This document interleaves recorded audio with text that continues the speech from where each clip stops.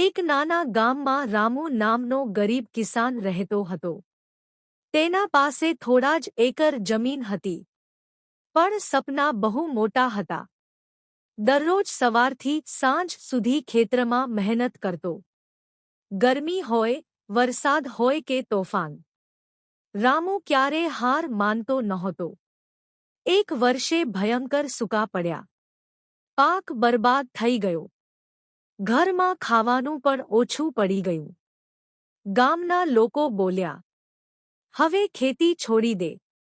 પણ રામુએ કહ્યું, મહેનત ક્યારેય વ્યર્થ નથી જતી.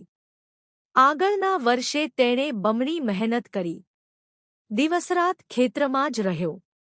અને એ વર્ષે એટલો સારો પાક આવ્યો કે ગામના બધા લોકો આશ્ચર્યચકિત રહી ગયા. રામુએ સાબિત કરી દીધું, જેઓ હાર નથી માનતા, તેમની કિસ્મત પણ એક દિવસ બદલે છે. જો આ કહાની દિલને સ્પર્શી ગઈ હોય તો લાઇક કરો અને પેજ ફોલો કરો. અને કોમેન્ટમાં લખો, મહેનત જ જીત છે.